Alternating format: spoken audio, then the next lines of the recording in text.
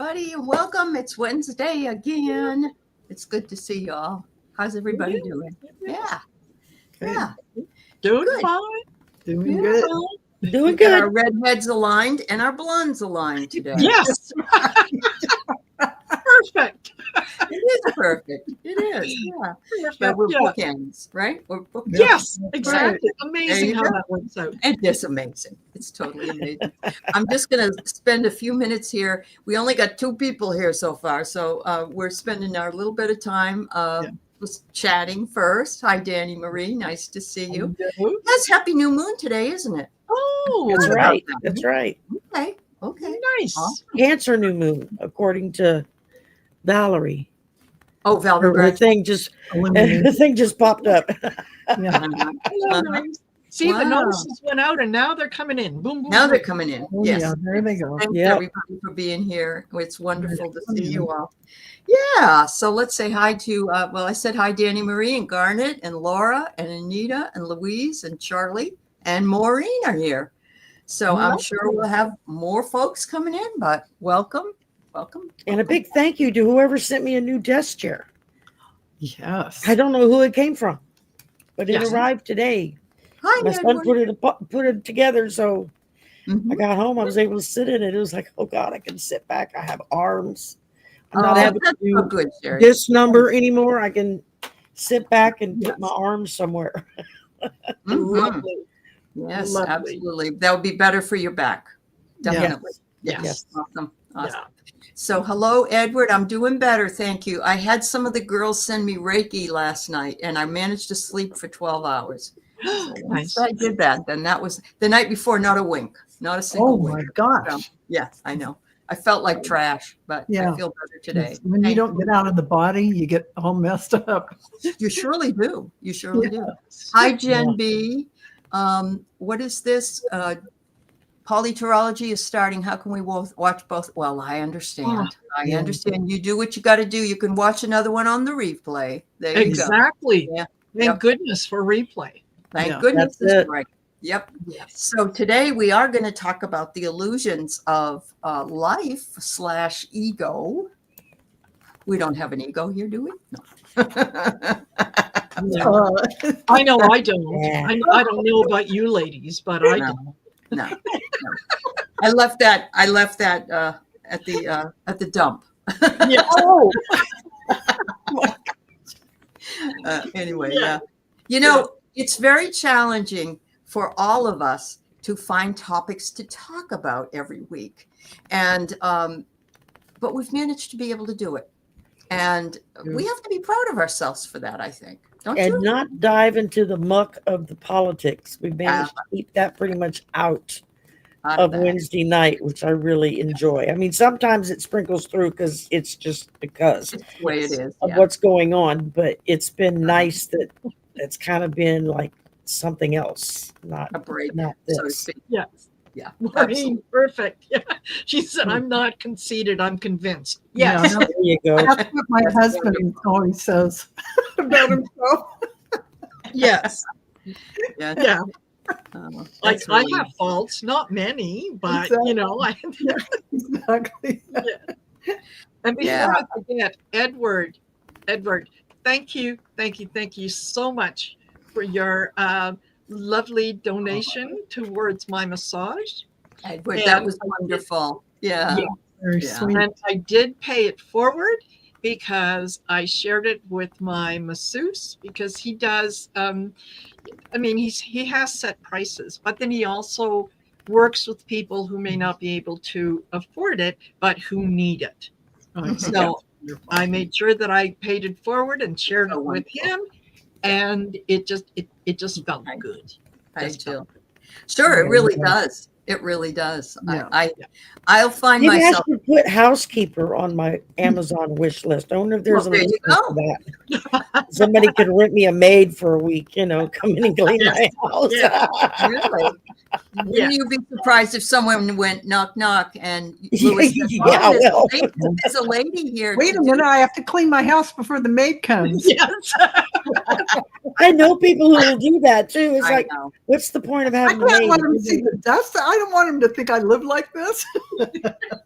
Oh, they're going to come in a hazmat suit in my house. So Well, there's other people that have had maids come in, or had maids come into their house, and the things that the maids found on the bed in other areas. oh, This was a long time ago too. My mom's friend told her about it. This was like in the 70s. Oh, wow. Yeah. So I yeah. mean, were batteries involved? Batteries. Yeah. How did you know? Oh my God. You guys are way over my pay grade. Oh, way over your pay grade. Hello to KL Straight and to Jill Sinanan. It's good to see you. Yeah. Yeah. Yes, That's absolutely. awesome. Thank you so much. Oh my goodness. So Marina's got a little bit of tentative storm issue.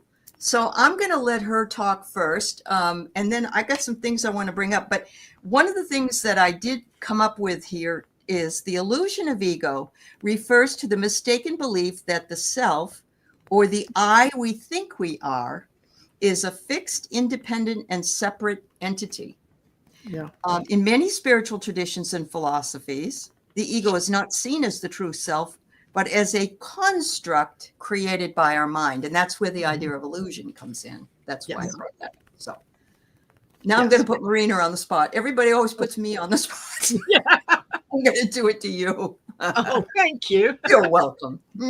Yeah, it's true. Ego is, I know that in our monkey brain, ego was kind of necessary a little bit because it protected us in terms of, if you don't just go out of the cave and, look at the stars. You have to be aware of what's around you and that kind of stuff. And then as we progressed, ego kind of started to take a back seat to a lot of things. It didn't like that. It likes being in control. So I've said many times that you can always tell the difference between ego talking to you and spirit talking to you, because ego yells, spirit whispers. I love that. Yeah. And spirit is never going to steer you down the wrong path. Ego just wants to have its way. So once you realize that you actually have control over ego, it's very freeing, because then you can decide that when those thoughts creep in, oh yeah, you're going to go online and you're going to read tarot cards. Who do you think you are? Exactly. You can say, ego, take a back seat. Exactly. I got this. I think of ego in the terms of the Cyndi Lauper song, Girls Just Want to Have Fun. Yeah. That's all he cares about. Is let's go have fun. Yes. Yeah, that's cool. Exactly. So it's something that it is part of us, but the more spiritual that you become, the more that you realize that it is something that you have power over. It doesn't have power over you. Exactly. And you can you can put it in the back seat. You can say, thank you for warning me about certain things, but I got this. Got this. That's right. Yeah. The other thing about ego is that it thrives on separation. So you get people with me versus the other, or success versus failure, or worthy versus unworthy. It's those dualism. There's no unification in ego, whereas in spirit everything is unified. So yeah, wow, I love that, Marina. Thank you so much. Absolutely. Well, you're welcome. Yeah. So it's not who we really truly are. Behind all the mental noise and labels is a deeper, quieter awareness that simply is. And the problem, well, it's not a problem, but the way to move ahead of it is, if you find yourself in ego, don't blame yourself. Just recognize it and say, oh, well, I'm sitting in ego here. I got to turn around and go back to this, because I don't know that we all wouldn't be perfect spiritual people, because we do float back and forth. So yeah, of course you do, because we're here in this dialectic 3D that likes to show us the opposite. the opposites. Absolutely. So Yeah, they do. You're going to see things that trigger the ego inside of you. And then that's when you do what Marina does and say, "Oh, thank you, ego. I have this now." Sit back. I love it. Sit in the back. Sit back and relax. Chill Just out. sit back. Don't, they're still part of you. So don't try and you're not going to like burn it up, kill it, or any of that stuff. It's a friend. Put it in the back seat and go. Yeah. It's interesting because I have a lot of colleagues that became PhDs, and that's wonderful, and I'm really happy for them. But they refuse to let anyone call them anything but Dr. So-and-so. Oh. And they say that they've earned it, so they should be called that. Now, that to me is ego. And when I tell them that I want my students to call me Allie, they go, "Well, you're not respecting yourself. This isn't good." Not that I'm not a doctor, though. I'm not. But they could call me Professor or Mrs. And I don't want them to. I'm just like them. But see, that's a non-ego approach. That is a non-ego thing. That's a linear, we are all one. We are all the same. Yeah. Beautiful connection, gateway, bridge to everything. Because when you aren't stacking, you're not, you're all one. Yeah. But it really, especially in education and probably in other businesses as well, people feel you can't succeed if you don't use your ego. So, and then may I just say, that's a male-dominated approach. And of course, it's been the approach for eons since we have been little girls. Right. And so this is just now going to its death throes. Right. Oh, no, that's, not going to hold up anymore. Yeah. I agree with you. And all right. So Val, what else do you want to say? Because I want to give you an opportunity. Pardon me in my big mouth, but no, I have to say that. It's perfectly fine. Now, knowing that your ego is not there as something bad. It's a tool of survival, as Marina pointed out, like in the caveman days, and navigating the 3D world. But actually observing your thoughts and reactions and desires without identifying them, and offering compassion to that part of yourself, and do practice that inner dialogue of, "I see you, ego. Thank you for trying to protect me. I choose to listen to my higher self now." What out? No, I mean, because it's part of you. So as in the shadow, you've got to embrace it the same. You've got to embrace every part of yourself to be the wholeness you are. Because to do opposite of that would be to diminish yourself in some way. But I think being able to shift from personality to being present, and that's what Allie, you were speaking about, when you are recognizing you're in ego and just go, "Oh." And then you just shift into that observer, that consciousness in the now moment. That's when you see yourself overview of, wow, look at that. I was going over to this separation, over to this me versus or to the dark side. Some comparison was going on in some way, shape, or form.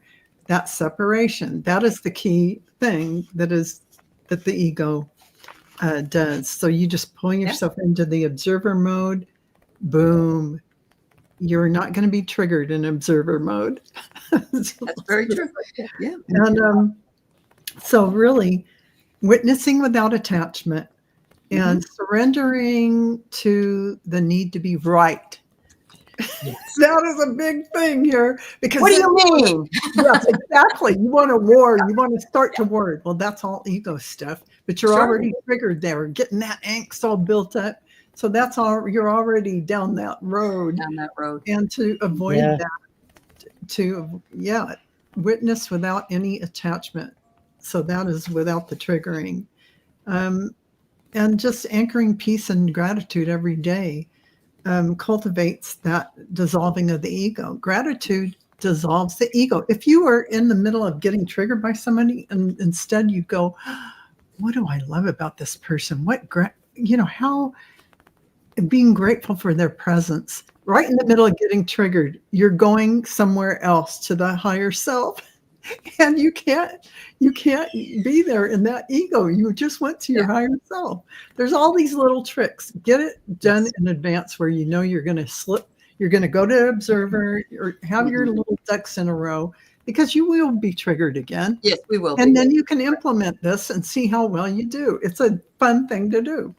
Right. And, there's more, but I'll let Sherry speak. Yeah. The only thing I wanted to add with what you said was they suggest you also say, who is thinking this thought? Yes. Who is like that? who is thinking this thought? Yeah. Because it wasn't you in your consciousness. Yeah. Right. It's not the observer. It's the ego mind. So Yes. And you know what? There are times when I believe we need it. I'm not saying you can't eradicate it completely. It's you. We are saying the ego is you. Keep it with you.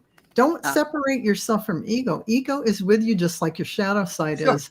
And you do not want to, in any way, shape, or form, diminish yourself by breaking off parts of yourself. That isn't the goal of Earth School. Embrace it all with love. Embrace it all with love. Yeah. And there is a purpose for the ego, and it is part of us. Absolutely. So we're just simply going from ego trigger to being the observer of the situation. That is your higher self. You have to be kind to yourself, because sometimes you can't pull yourself out of that. Yeah, exactly. Exactly. Yeah. Thank you, Val. Sherry, anything you want to add in here? Like I said, when I first started thinking about it, I was hearing Cyndi Lauper in my head. Girls just want to have fun. And it was like, when I started thinking about it, it was like, ego is, not only does ego want to be front and center of attention, me, everybody look at me, what am I doing, what am I wearing, what am I saying, aren't I wonderful? And that's what ego wants, while the rest of you is like, sit down and shut up. Nobody wants to see that right now. And so you have that internal conflict going on, and I think that as we learn more about moving up into higher dimensions, as we grow and learn in our spirituality, it becomes easier and easier to put ego in the back seat and say, dude, get in the back and shut up. I'm not ready for you right now. You can come out and play later. That's your party buddy. That's who you want to come out with you when you want to go have a party, because most times he's going to keep you out of trouble. Right? It's because it's Are you sure? No. It depends. It does depend. Make you stand on the table and sing in front of all. There's that, and then there's also, these people are serious, run. And so there's that. So it just kind of depends on where you're at and what's going on as to how ego can step out. But there's a lot for artists and musicians and scientists, people who really are very creative and do a lot of things in that plane. They rely upon their ego, because that's what helps to push them to pick up that brush and go to the canvas and paint, or to pick up the pick or the saw or the axe or whatever. I don't think that's the ego, Sherry. No, I think the impetus. I don't think the ego is the motivator. If they're motivated by 3D stuff and money and attention and that too. But the real drive to that kind of thing should be coming from your soul getting excited that you're discovering something for humanity. Right. And that's where I was going with this, to make the separation. Ego is what pushes you. Oh, if I do this painting, I'm going to become rich and famous because I'm such a good painter. Ego is the one that pushes us sometimes when we kind of pull back and say, who am I to paint, or who am I to sing? Who am I to write this music? No, that's the ego telling you, who am I? Who am I to write? Who am I? And ego is the one that kind of pushes you like, no, you're wonderful. You're fabulous. You can do that. And then spirit comes in and says, this is what you're aiming to do. This is where your creativity is going. And then that's when spirit comes in and kind of just guides you. At least that's how it works for me. I've never Other seen people are ego. probably different, but it's always been my ego that kind of goosed me to step forward. You got And then goose? spirit come, and then I get goose.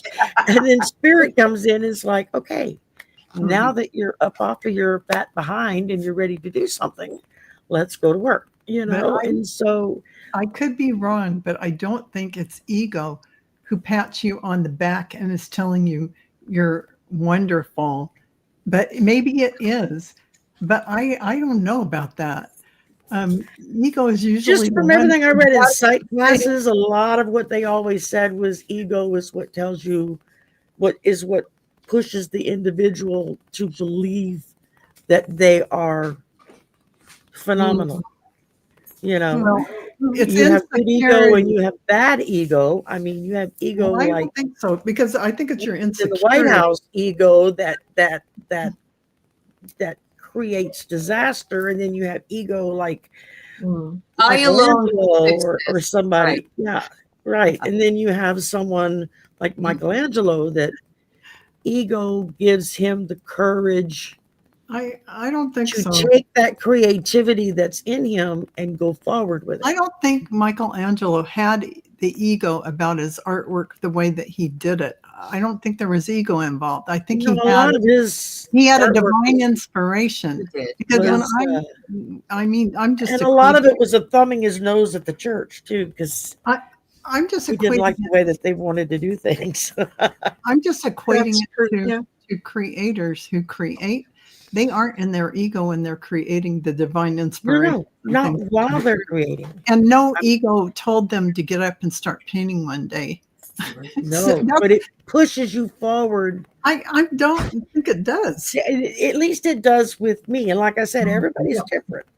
So with me, it's the one that's like goosing me saying, get up off your butt.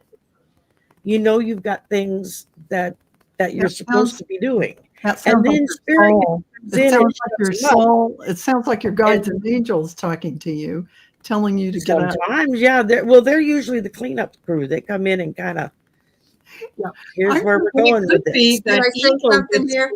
Yes. I just want to say, no one needs to be right. Because that's exactly like I said, and that's just how it works for me. And so it may not work that way. But I just don't want our audience to think the ego is going to be doing them some favors. And no, I don't look at it as doing a favor. I'm not saying it's being done as a favor. No, but I do see what Jerry is saying, because there's sometimes that when you need that little extra boost of I can do it. It could be, why can't I do it? Of course I can do it. It's like a little shot of courage that gets you past the hump, and then you're able to listen to all the other things, the spiritual things that come in. Yeah. But I mean, I obviously, as a Libra, I see it from both sides. And maybe it's because I'm a Gemini and so I'm a twin, and it's like one side is pushing this and the other side's pushing that, and they have to meet in the middle, and so maybe because I'm a Pisces, I see it from purely spiritual oriented. There you go. See, we're all coming at it from a different perspective. The ego's always saying, oh, you're not good enough to do that, or they do that better than you, or that's what I get. Yeah. I don't get, you're fantastic. Get up and do that. But you're right. We're all the ego also is part of the illusion, everybody. It really is. It says here that an ego is never stable. Our sense of self changes depending on our mood, our roles, our relationships, or our situations. So we're talking about an unstable part of who we are. And because it's right or wrong around and tells us whatever it wants to from a negative perspective. 90% find it very negative. Yes, that's true. That's very true. It also tells us that we must defend or promote ourselves in order to be enough. And I have had situation where I've written something on a wall, like Facebook or whatever it was. And I said something. Oh, I know what it was. It was Senator Kennedy from Louisiana, who I absolutely cannot stand. And his son just graduated from college. And I said, I feel bad for the son that he has him for a father. Well, I got, you're a twit, you're an idiot, you don't know anything, you don't have any education. And my first defense, I wanted to say, I probably have more intelligence in my baby toe than you do. But then see, I'm buying into that ego. But you just proved the point that I was trying to make about cheerleading you, your ego cheerleading you, when the real reason is your insecurity, feeding that insecurity, having to be superior than. But it's all going to fall on your face because it's loaded with ego stuff, and it's not based on you feeling great about yourself. That is why I said that it's all ego, and that's not necessarily how you want to talk to yourself, because just like Marina was saying, tell the ego to take a back seat so you can just breathe and be like everyone else. Right. Because when your ego's telling you have to stand up and be seen, and you got to this and you got to that. Prove it. Yeah. You're going to be left feeling insecure in front of a bunch of people. And then one small comment is going to make you fall flat on your face and be defeated because you're in the insecurity. That is what I meant by that, but I totally respect Sherry's idea about that, because she's just the way I operate. So saying it in a different way, but it is really the same thing we're talking about. Yeah. That's awesome. Yeah. It's hard to practice detachment from our emotions and our roles, or even our thoughts, because we're the ones observing them. Mm-hmm. And so, yes, if you have a little bit of an insecurity, or you feel like you have to prove something to somebody else, and that comes from perhaps something from childhood, or you were told something, your ego has been wounded. And as a wounded child, you want to say, wait a minute, that's this and this, There you go. Okay. That's what I'm talking about. What you talking about? Yeah. So I'm saying it's not your best friend in that way. No, never. And that's not what I was trying to get across. No, and I get that. I see what you were really saying, everything that we were saying, but you were saying it in a different way to show it. Yeah. So I was coming at it from the other side. Yeah, you were, and you're right. It does do that. It just says that. Yeah, Allie told it from the other side, but pointed out. Yeah, look at the motivation for that ego saying that and all of that. Yeah. Oh yes, Ellen. Yes. This is absolutely true. Yeah. We are not. Yes. No.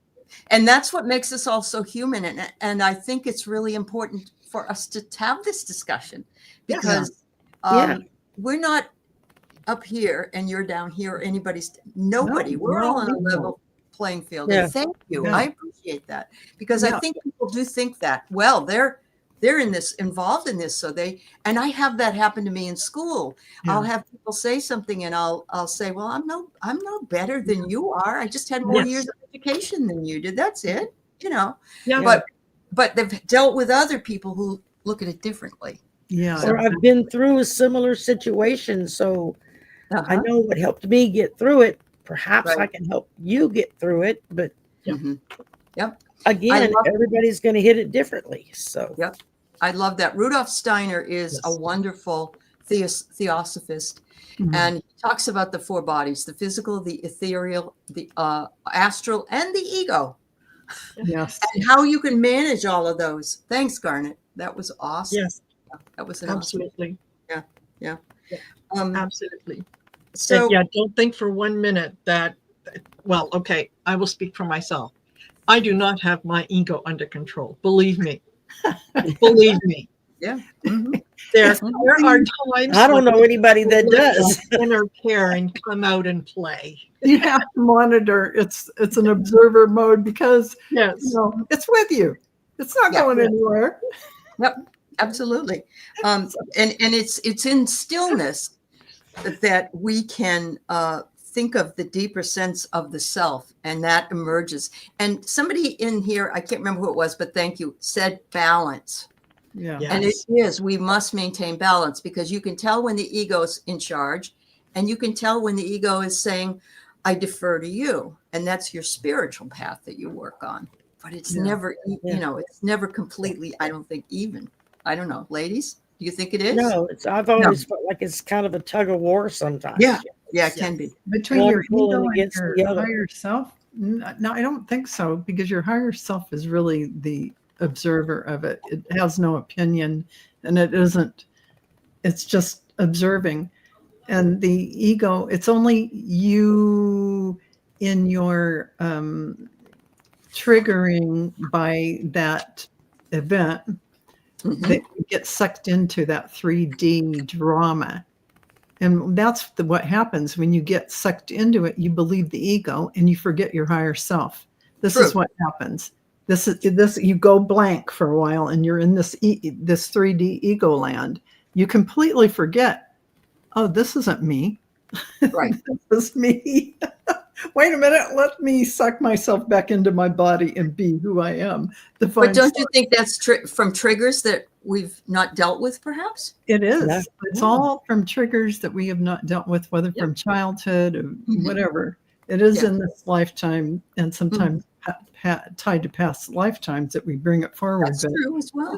Definitely, it is from being triggered in some way, whether it's by insecurity, and then we want to make ourselves big, and ego tells us to make ourselves big, or whatever that may be.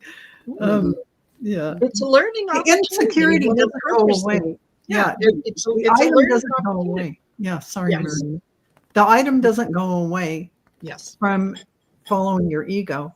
It stays there big, this insecurity field that you still have to heal and work through, or whatever. I love this. Thank you, Amanda. Yeah. Yes. That does come from the ego.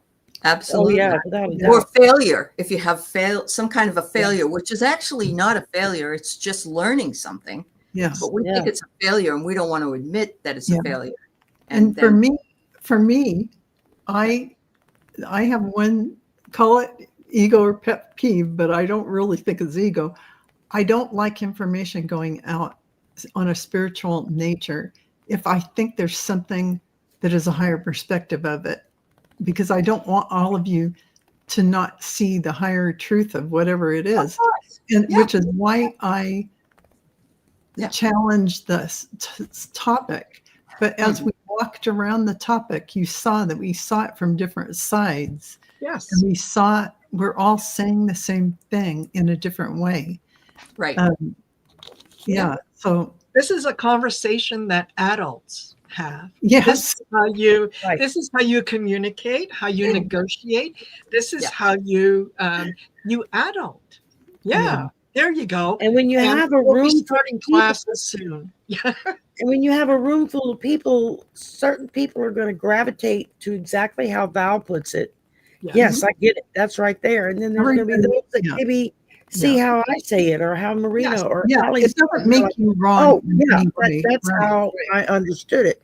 It's just a different perspective. It is. It's a different perspective, and all perspectives. There is an audience for sure. There is no doubt about that. Just like listen or learn from someone. That's why it's also a very smart move to challenge them when they say something that doesn't quite ring true for you, to make sure that either you understood correctly what they were saying, or perhaps they have to rephrase it in a way that your brain can get the concept of that. Or you get to the end of it of saying, well, okay, we're just going to have to agree to disagree. We just see this from two different perspectives. And all of the above are okay. That's the point we got to get to, I think, is it's okay to not always agree or see it exactly the same way. Yeah. It's okay to, even internally with just yourself, of that argument, that push back and forth. That's what helps us grow. Exactly. I think it's a good thing to be able to have conversations like really this, is. adult conversations where you can. So I have this go out question and to ask, understand. ladies. Yeah. There's a thing that I've talked about on some of my shows called fixed and growth mindset. Yeah. And if you have fixed mindset, Yeah. then you can't be, you're not going to ever change your mindset. There's True. your ego telling you this is exactly the way it is and nobody else is right. If you have growth mindset, you kind of say, well, I'll think about that. I'll see if that will work for me. Maybe it won't, but I'm open to it. Exactly. Now, that is something I think that shows up as ego and non-ego. Mhm. So no, I agree with that. Yeah, totally willing to be wrong.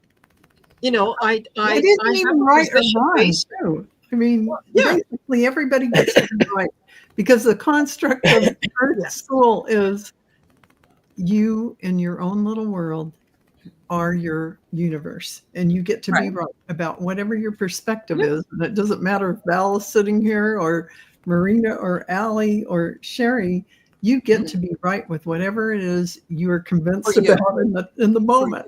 And that's what you get to do. It's your universe. So beautiful. I love that. Yeah. So how else do we, I want to just bring in embracing impermanence. If everything you attach to changes, who are you really? And of course, the Buddhists say this all the time, non-attachment to things. And a lot of people say, how can I not be attached to my husband or my family or my dog or whatever it is? And the way that the Buddhists would say is everything is impermanent. There is nothing that ever is going to be completely stay the same, because change is inevitable.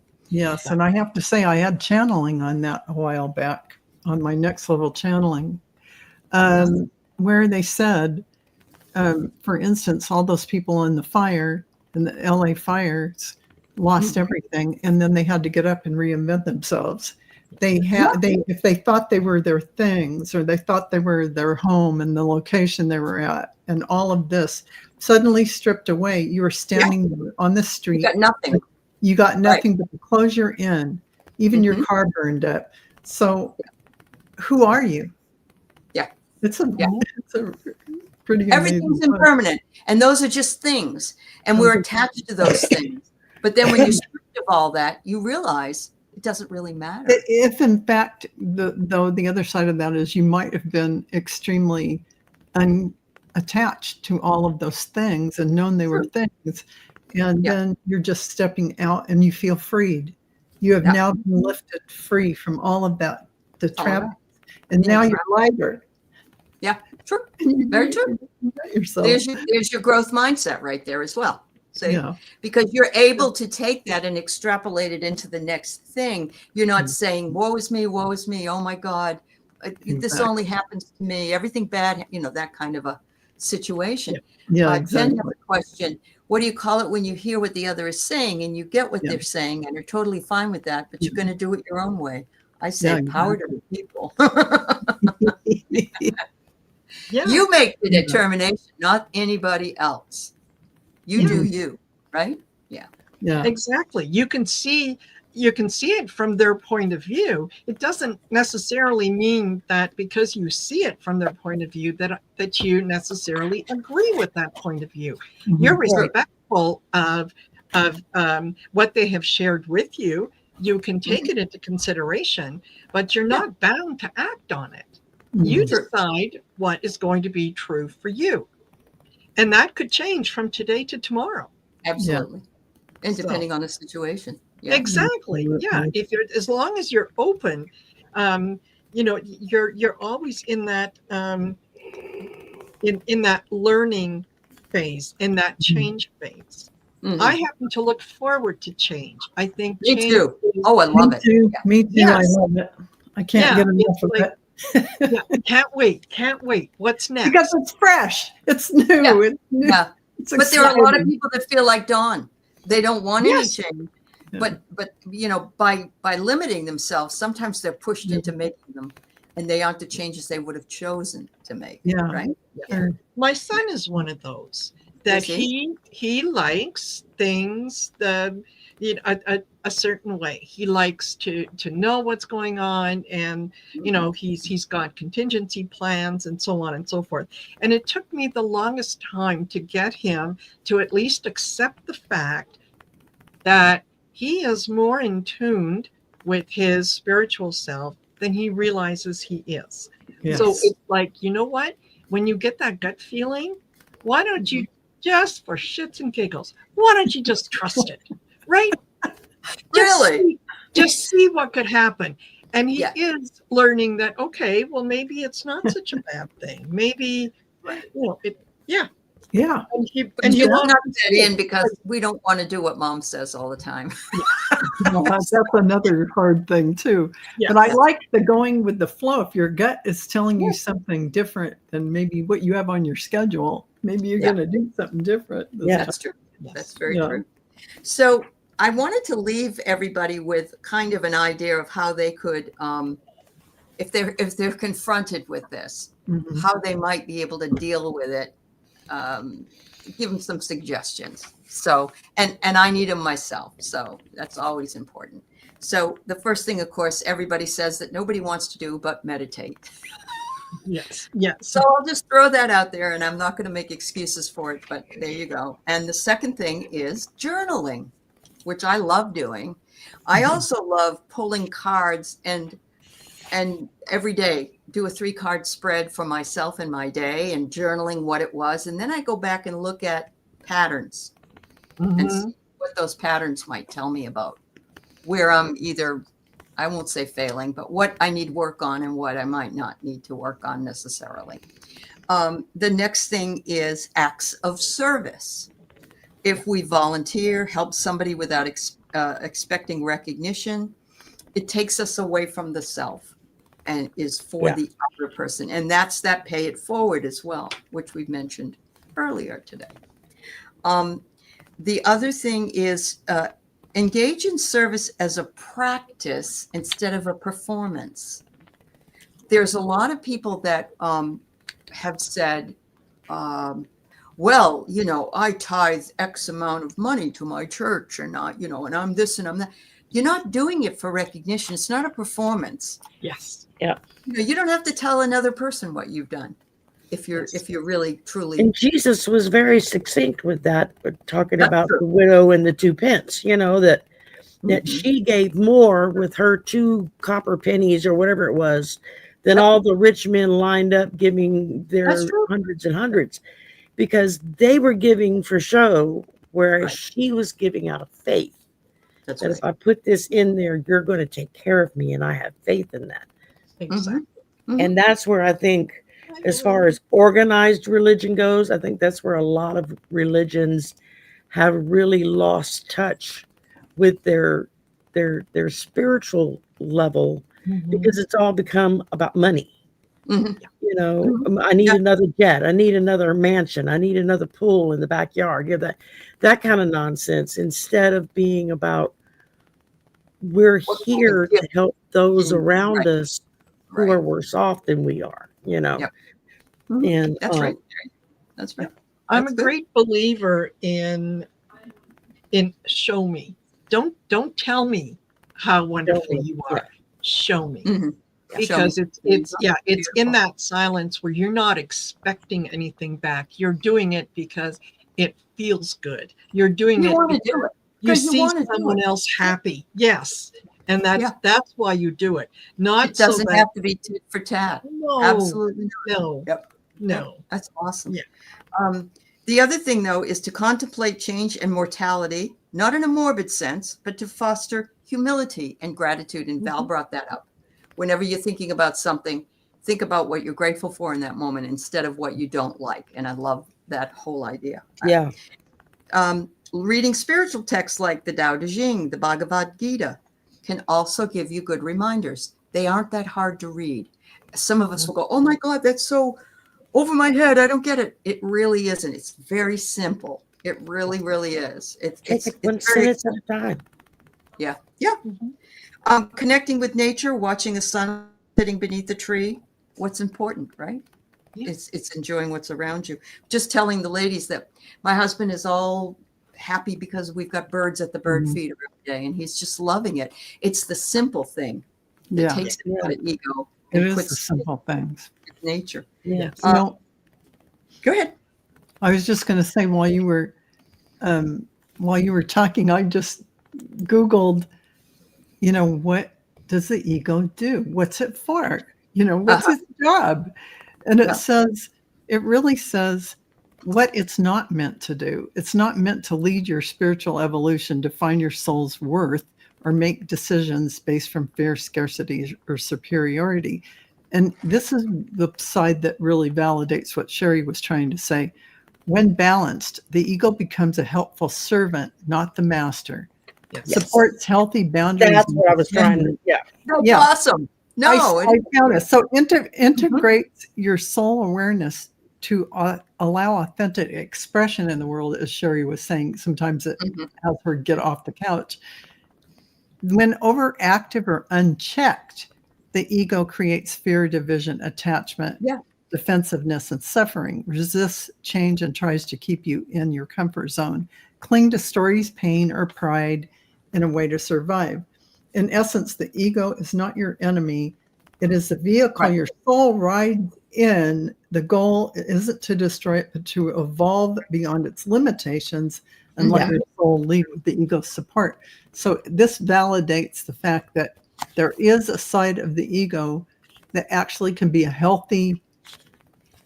It's not in control of you. You're still in control. Your soul's in control, but it can actually help you in some ways, which is why you don't want to separate from the ego. Right. And it's there to remind you of certain things. It is. Yeah. And actually it's worked against me because I don't like to talk about myself when I'm at a job interview I've got nothing really to show for my work. And it's okay though. I know that I was led to do it that way because and when I told my dean that I was a Buddhist and that's why, she was like, all the lights came on. Yeah. No wonder you're like that. Yeah. So exactly. Yeah, it was just interesting to see that because I felt very invalidated for many, many years. But that was my ego. Yeah. So, well. Yeah. Oh, this is a great question, and I'll tell you why. There's a philanthropy. But there are people that were philanthropists in the past and are and still. And I love this because philanthropists are not truly selfless because they get something from doing it. So nothing we do is truly selfless. When I've taught ethics, we talk about this a lot. It's hard to wrap your head around, but it makes perfect sense because if the server feels good after serving and wants to perform more services, the server is being served. And you're absolutely right with that. Absolutely right. There is no selfless act in the world. There's always something that's of benefit to us. Something. Yeah. And isn't that a oxymoron?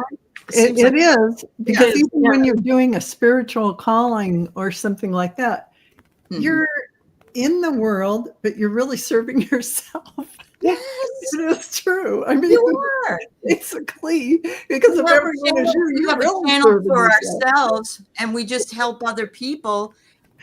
But it's what we wanted for ourselves, correct, ladies? I mean, really? Correct. Yeah. Basically, let's face it. Yeah. When you first learn boundaries, your ego helped hold them with people. Well, I can't argue with Barbara. That's perfect.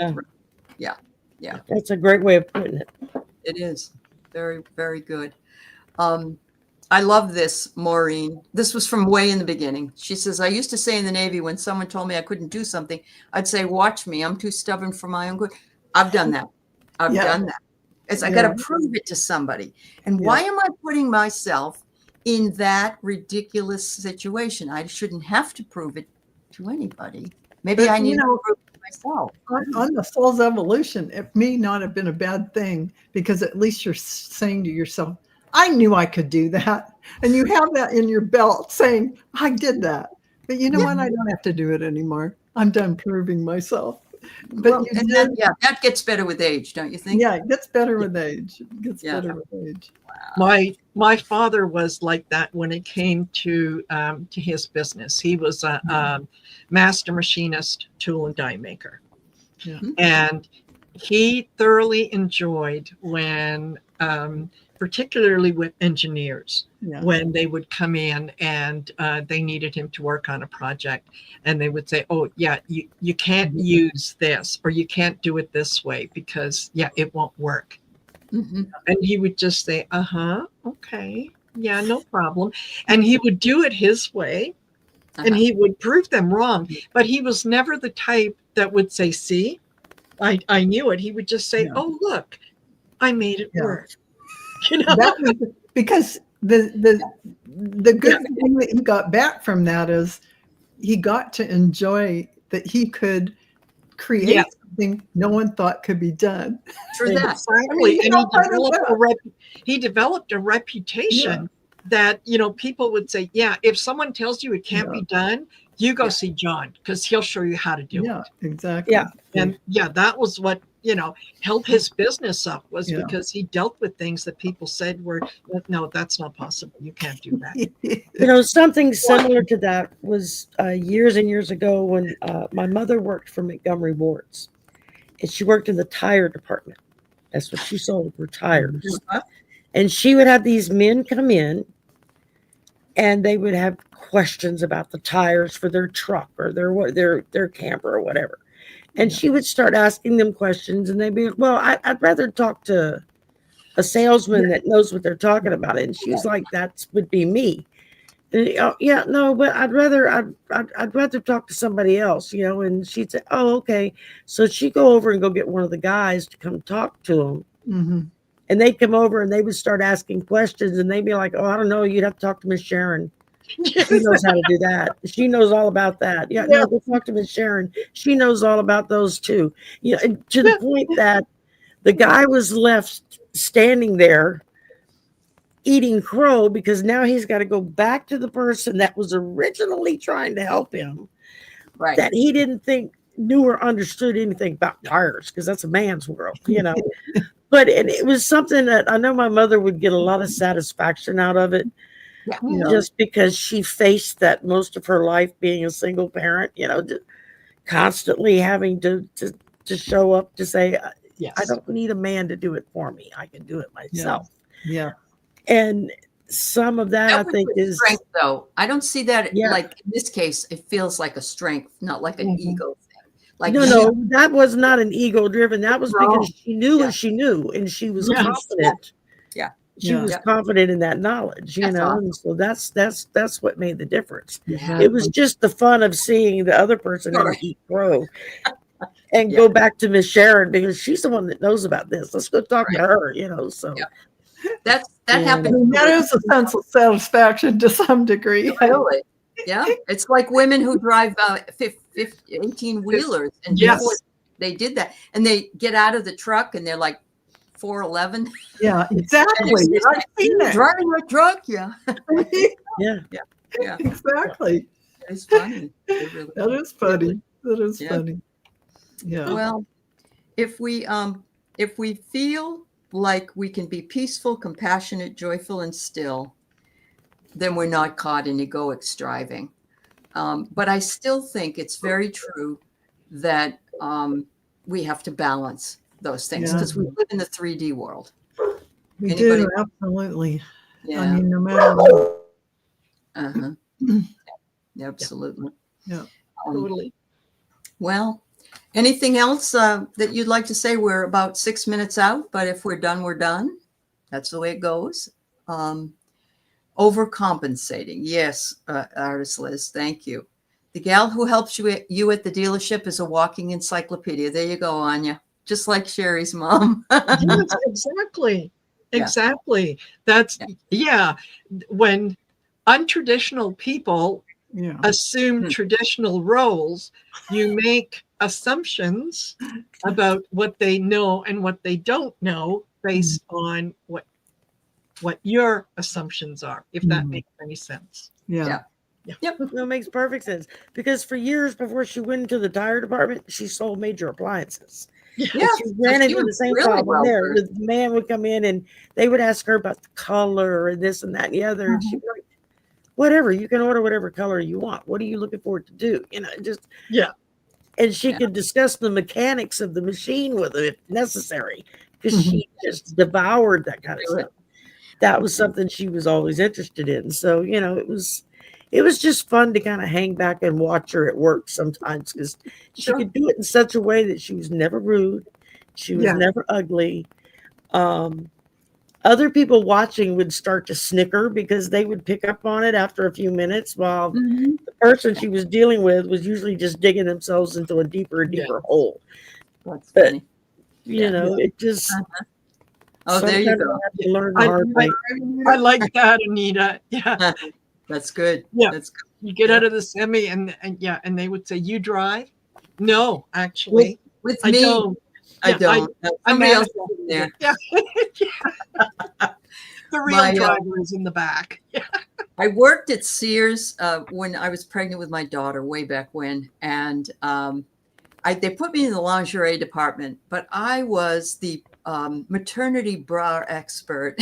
Oh gosh. Everybody said, "Oh, go ask Allie." Oh gosh. I know. It was very interesting, but they would come in and then they'd see I was pregnant and they'd go right toward me. You know, they'd say, "Oh, man. like Oh, or man. something." Yeah. That's funny. Wow. Well, gals, what you got coming up? We got just a few more minutes. Oh gosh. Marina? What have I got coming up? I've got, well, Val and I tomorrow are doing Messages for Light Workers. We'll be on my channel. And then on Friday, I'll be on at 8 p.m. Allie's going to join me for Story in the Cards. And this one should actually be a lot of fun because I will be taking well, not only a lot to talk about, but I do have to go in for a cortisone shot, which means I'm going to be taking a gummy in the afternoon. Well, Anything could happen. Anything. That ought to be fun to watch. Yes. And then Saturday is the Shine Your Light event starting at 6:30 p.m. Eastern Standard Time. So come on over for that and feel uplifted. Feel uplifted. And Val, you're on Message for Light Workers tomorrow. What else? Yeah, I am. And on July 1st, I have Explore the Akasha on Heart and Soul Connected. Allie will be channeling. Yeah. At 11 a.m. Pacific time. And then, of course, Sisters on Wednesday and Akashic Adventures at 1:30 on Thursday with Linda De Gonzalez and the crew with Viviani and the goddess Diana. You'll have a fun time. Yeah, it'll be a fun time. And then, you know, that's it for the coming week. Yeah. And Sherry, what about you, hon? I've got Sylvia from Colorful Foresight. It's going to be my guest tomorrow night at 7 o'clock Central. And then Friday night is The Other Side of the Coin at 6 p.m. Central. And that's a whole group of us, and we'll be discussing voodoo. It's my turn to host this week, and so that was my topic to pick. And then Saturday, of course, the Slumber Party, but I will also be a guest on Sun Psychic Jean's channel Saturday afternoon. So nice. That's awesome. Yeah. That's perfect. Nice. Thank you. And we got a lot of things. What have you got going? I have the Astral Travels tomorrow with Diane G and Diana and Paul, White Dragon. We're going to be talking more about the Pleiades. So we're going to be doing that tomorrow.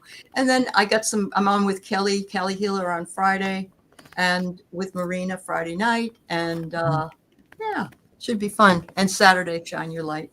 Thank you, everybody. Thank you for spending your time with us and giving your opinions about things as well. We love you dearly. Yes. And Marina, I believe, is hosting next.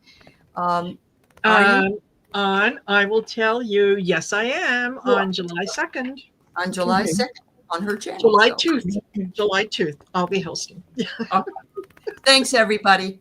Have a beautiful night. Bye, everybody. Bye, Bye all. bye.